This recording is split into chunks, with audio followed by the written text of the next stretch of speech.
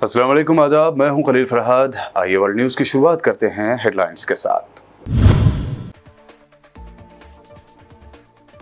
तालिबान ने news media को जारी किया फरमान, कहा इस्लाम की तजलील न करें, जानदारों की तस्वीर पब्लिश या टेलीकास्ट करने पर लगाई पाबंदी। इसराइल में गजा के एक शहरी की फायरिंग में एक इसराइली पुलिस एहलकार हलाक, 4 जख्मी। गुज़िश्ता 1 साल से इसराइली इंटेलिजेंस एजेंसियों से छुप कर रह रहा था फलस्तीनी। इसराइली अफसरान भी हुए हैरान। हिजबुल्लाह के डिप्टी चीफ नईम कासिम का बयान, इसराइल को ना रोका तो ग्रेटर इसराइल के मकसद में वो हो जाएगा कामयाब। कहा इसराइल एक वहशी जानवर जिसे काबू में करके दोबारा भेज देंगे अस्तबल। दुनिया में एक और नई जंग का मंडला रहा है खतरा। नॉर्थ और साउथ कोरिया के दरमियान कशीदगी में इजाफा। सरहद पर साउथ कोरियाई सड़कों और रेलवे लाइन को नॉर्थ कोरिया ने धमाके से उड़ा दिया। मस्जिद में राम का नारा लगाने से मजहबी जज्बात को नहीं पहुंचती ठेस। कर्नाटक हाई कोर्ट के जज का मुतनाज़ रिमार्क। सोशल मीडिया पर लोग बोले तो क्या मंदिर में लगा सकते हैं अल्लाह अकबर का नारा।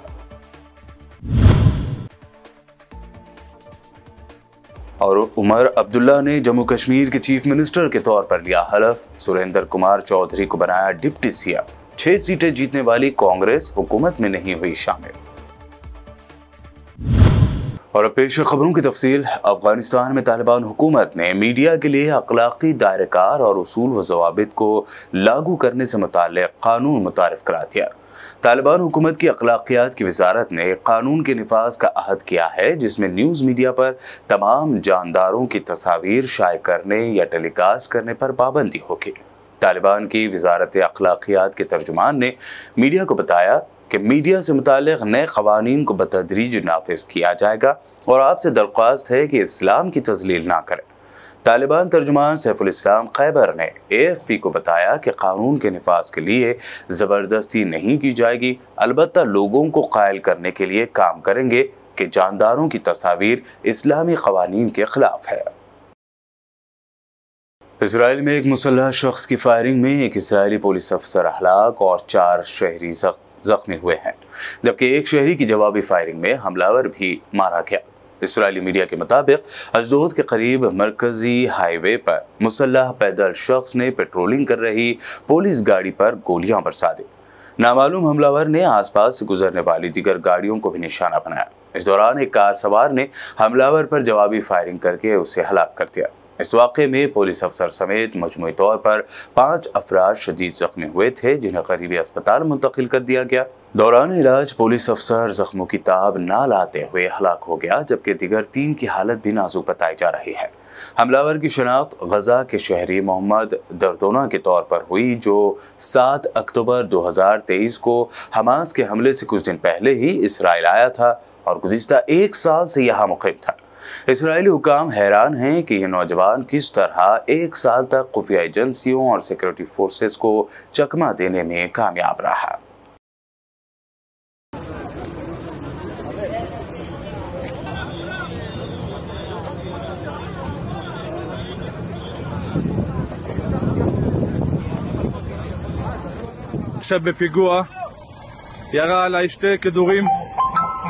उधर इसराइली फौज ने दावा किया है कि गजा पर हमले में हमास के एक एरियल यूनिट के चीफ समर अबू दक्का शहीद हो गए।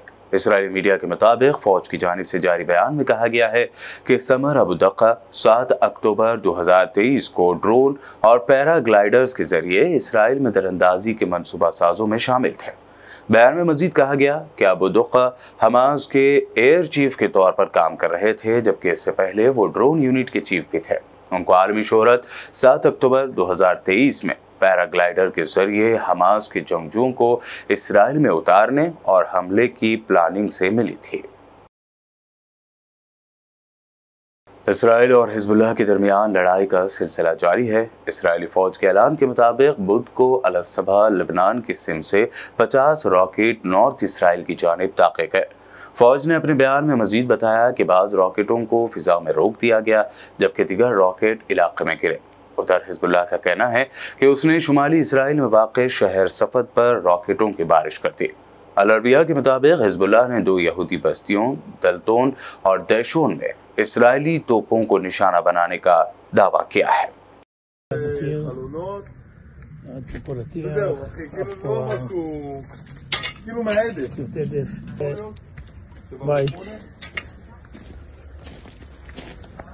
हिजबुल्लाह के नायब सरबराह नईम कासिम का कहना है कि अगर हमने इसराइल का सामना ना किया तो वो अपने ग्रेटर इसराइल के मकासद को हासिल कर लेगा। अल जज़ीरा की रिपोर्ट के मुताबिक नईम कासिम का कहना था कि इसराइल तमाम मुसलमानों को कंट्रोल करना चाहता है। हिजबुल्लाह इसराइल को जारह समझता है जो खित्ते के लिए हकीकी खतरा है। नायब सरबराह हिजबुल्लाह ने कहा कि इसराइल अपने कब्जे को बढ़ाना चाहता है और खित्ते पर कब्जा चाहता है। इसराइल तमाम अरब रियासतों और मुसलमानों की सरजमीन पर कंट्रोल चाहता है। इसराइल कत्लेआम की पॉलिसी पर अमल पैरा है। उन्होंने कहा कि इसराइल एक वहशी जानवर बन गया है जिसे काबू में करके दोबारा अस्तबल में भेज देंगे। Israeli defence minister Yoav Gallant ने धमकी दी है कि ईरान पर बहुत जल्द जवाबी हमला होने जा रहा है। इसराइली मीडिया के मुताबिक योआव गैलेंट ने इन ख्यालात का इजहार यरगमालियों के अहलखाना के दाएं बाजू के एक फोरम से बातचीत के दौरान किया। हमास के हाथों यरगमाल बनाए गए इसराइली फौजियों और शहरियों के अहलखाना उनकी बहिफाजत वापसी में नाकामी पर नेतन्याहू और उनकी हुकूमत को कड़ी तनकीद का निशाना बनाते हैं। यरगमालियों ने योआव गैलेंट से मुलाकात करते हुए शदीद बरहमी का इजहार किया और बाकी बचे यरगमालियों की बहिफाजत वतन वापसी के लिए उन पर दबाव डाला। उधर इसराइल में बढ़ती हुई बदअमनी के पेश नज़र ऑस्ट्रेलिया ने अपने शहरियों से फौरी इसराइल से निकल जाने को कहा है। ऑस्ट्रेलिया की फॉरेन मिनिस्टर पेनी वोंग ने कहा है कि कैनबरा को इसराइल और मकबूजा फ़लस्तीन के इलाकों में मुमकिना तौर पर तेज़ी से सूरत हाल के अबतर होने पर शदीद तशवीश लाहक है। उन्होंने एक्स पर लिखा कि ऑस्ट्रेलियावी बाशिंदे जो इसराइल में हैं वो जल्द अज जल्द इसराइल छोड़ दें। रूस, यूक्रेन, गजा और लेबनान इसराइल जंग के बाद दुनिया में एक और नई जंग का खतरा मंडरा रहा है। दरअसल नॉर्थ कोरिया और साउथ कोरिया के दरमियान कशीदगी में इजाफा देखा जा रहा है। ज़राए के मुताबिक नॉर्थ कोरिया ने सरहद के अतराफ में साउथ कोरियाई सड़कों और रेलवे लाइनों के कुछ हिस्सों को धमाके से उड़ा दिया। मीडिया रिपोर्ट्स के मुताबिक नॉर्थ कोरिया के इस इक़दाम पर साउथ कोरिया की फौज की जानिब से भी जवाबी फायरिंग की गई। साउथ कोरिया ने सड़कें और रेलवे लाइनों को तबाह करने की शदीद मजम्मत करते हुए कहा कि सड़कें और रेलवे लाइन तबाह करना बैन कोरियाई एग्रीमेंट्स की खिलाफ वर्जी है। रूसी फौज के यूक्रेन के मेकोलाइव इलाके पर मिसाइल हमले में एक शख्स हलाक और 16 जख्मी हो गए। मेकोलाइव फौजी इंतजामिया के चीफ विताली किम ने अपने सोशल मीडिया अकाउंट पर शेयर किया कि रूस ने इलाके पर S-300 और 400 टाइप के मिसाइलों से हमला किया है। उन्होंने बताया कि रूसी फौज ने रात के वक्त मेकोलाइव शहर पर मिसाइलों से हमला किया। इस हमले में एक रेस्टोरेंट, तिजारती मकामात, घर और गाड़ियों को नुकसान पहुंचा, जबकि आग बुझाने की कोशिशें जारी हैं। वर्ल्ड न्यूज़ में खबरें अभी और भी हैं। फिलहाल रुकते हैं एक छोटे से ब्रेक के लिए।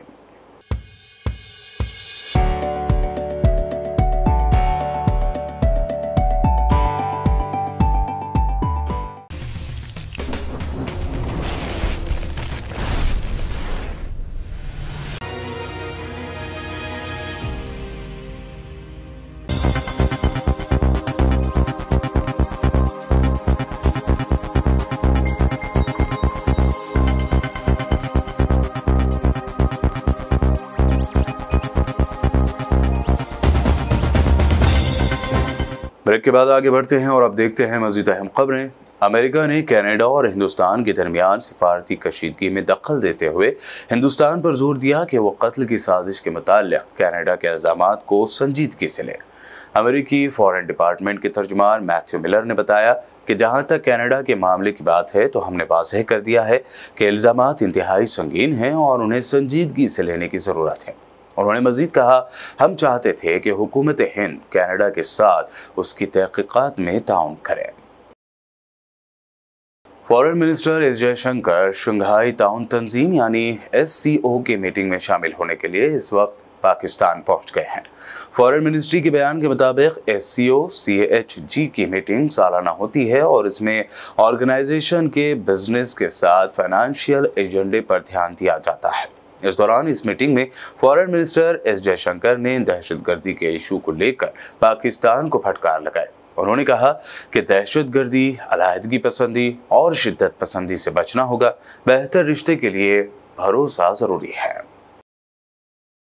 कर्नाटक हाईकोर्ट ने एक फैसले पर समाअत करते हुए कहा कि मस्जिद में राम के नारे लगाने से किसी भी कम्युनिटी के मजहबी जज्बात की तौहीन नहीं हुई है। अदालत ने इस बुनियाद पर 2 मुलजिमीन कीर्तन कुमार और सचिन कुमार के खिलाफ चल रहे मुजरिमाना केस को डिसमिस कर दिया है।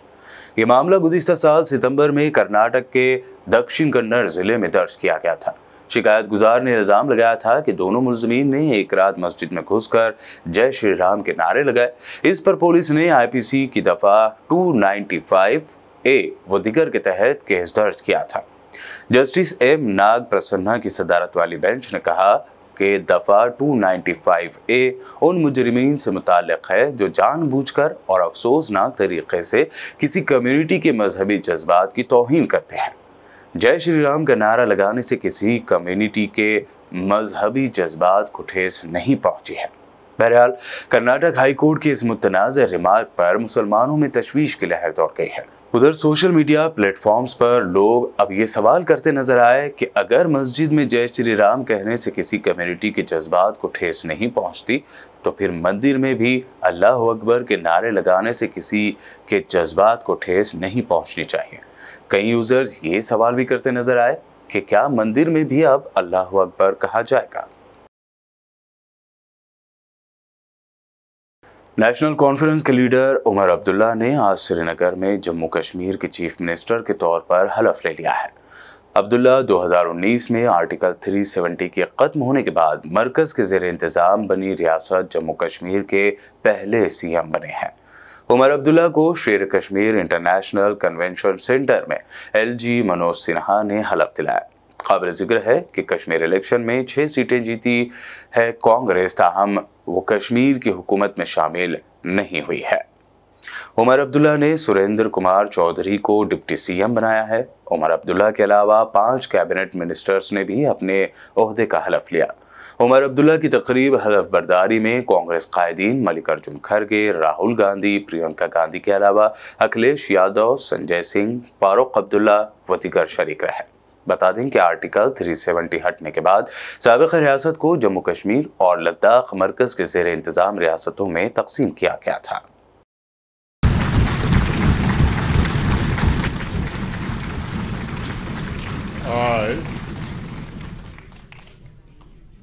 I, Omar Abdullah, do swear in the name of God that I will bear true faith and allegiance to the Constitution of India as by law established, that I will uphold the sovereignty and integrity of India, that I will faithfully and conscientiously discharge my duties as Chief Minister for the Union Territory of Jammu and Kashmir, and that I will do right to all manner of people in accordance to the Constitution and the law, without fear or favour, affection or ill will. I, Omar Abdullah, do swear in the name of God that I will not directly or indirectly communicate or reveal to any person or persons any matter which shall be brought under my consideration or shall become known to me as Chief Minister for the Union Territory of Jammu and Kashmir, except as may be required for the due discharge of my duties as such Minister.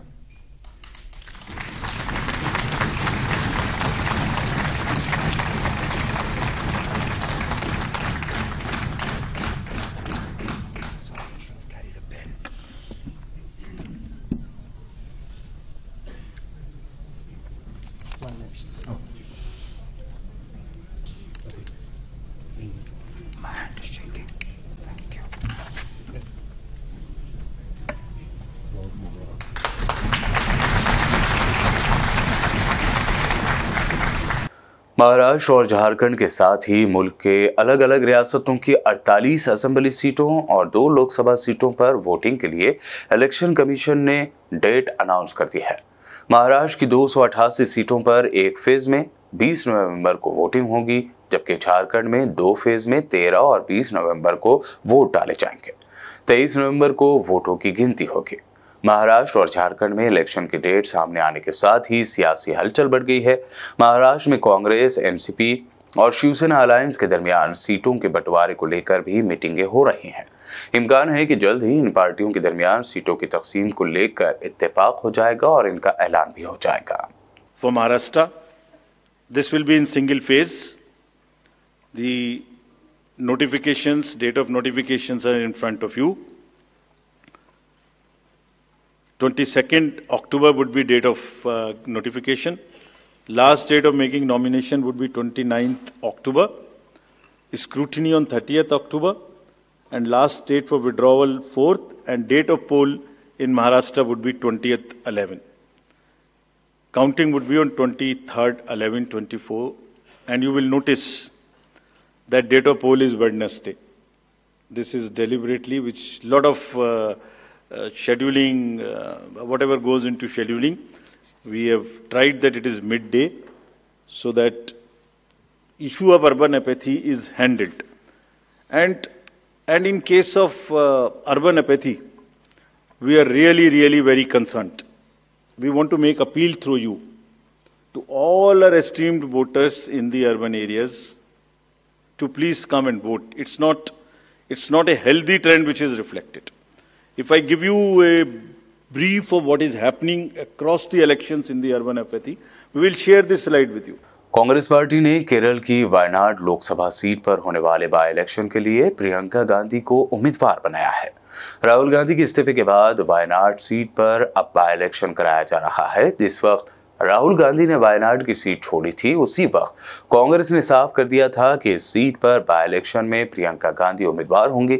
यह पहला मौका है जब प्रियंका गांधी इंतखाबी मैदान में उतर रही हैं। अभी तक वो पार्टी से मिली जिम्मेदारियों को ही संभालती रही हैं, लेकिन अब उन्होंने इंतखाबी सियासत में कदम रख दिया है। आम आदमी पार्टी कन्वीनर अरविंद केजरीवाल ने एक जलसे आम से खिताब करते हुए कहा कि बीजेपी वालों को मेरे कामों से इतना डर है कि उन्होंने जेल में हर मुमकिन कोशिश की कि मैं सही सलामत बाहर ना आ सकूं।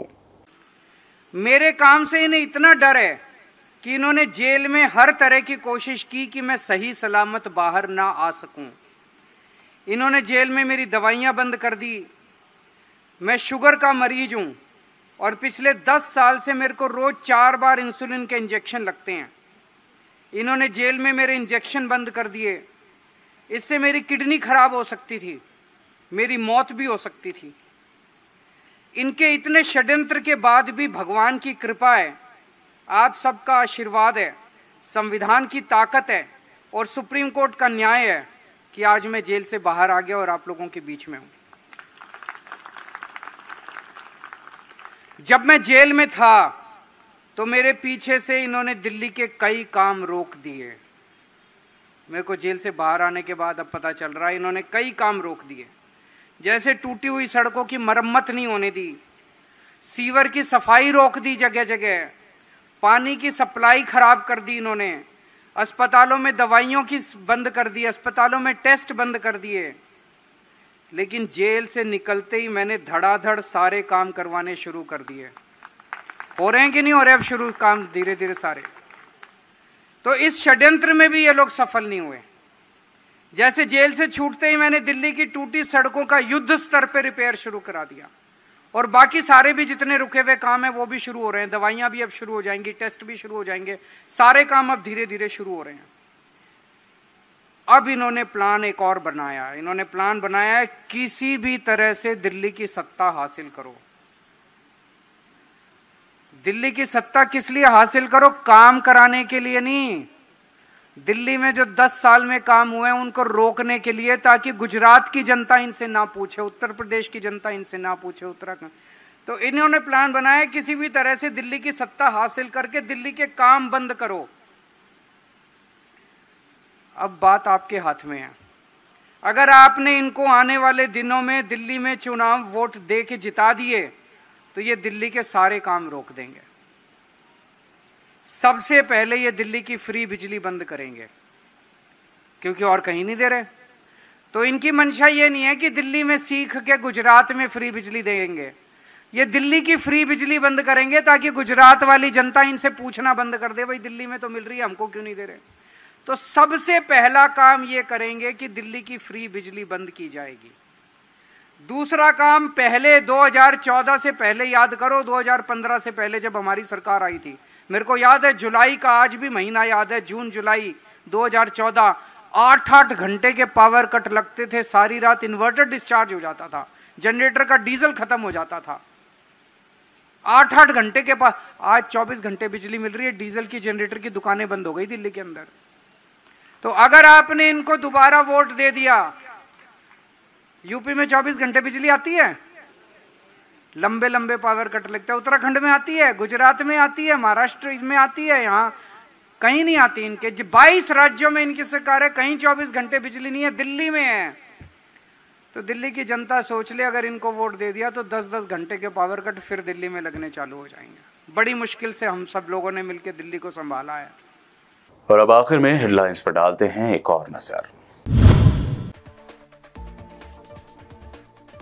तालिबान ने न्यूज मीडिया को जारी किया फरमान, कहा इस्लाम की तजलील न करें, जानदारों की तस्वीर पब्लिश या टेलीकास्ट करने पर लगाई पाबंदी। इसराइल में गजा के एक शहरी की फायरिंग में एक इस्राएली पुलिस एहलकार हलाक, 4 जख्मी। गुज़िश्ता 1 साल से इस्राएली इंटेलिजेंस एजेंसियों से छुप कर रह रहा था फलस्तीनी, इस्राएली अफसरान भी हुए हैरान। हिजबुल्लाह के डिप्टी चीफ नईम कासिम का बयान, इसराइल को ना रोका तो ग्रेटर इसराइल के मकसद में वो हो जाएगा कामयाब। कहा इसराइल एक वहशी जानवर जिसे काबू में करके दोबारा भेज देंगे अस्तबल। दुनिया में एक और नई जंग का मंडला रहा है खतरा, नॉर्थ और साउथ कोरिया के दरमियान कशीदगी में इजाफा। सरहद पर साउथ कोरियाई सड़कों और रेलवे लाइन को नॉर्थ कोरिया ने धमाके से उड़ा दिया। मस्जिद में राम का नारा लगाने से मजहबी जज्बात को नहीं पहुंचती ठेस, कर्नाटक हाई कोर्ट के जज का मुतनाज़ रिमार्क। सोशल मीडिया पर लोग बोले तो क्या मंदिर में लगा सकते हैं अल्लाहू अकबर का नारा।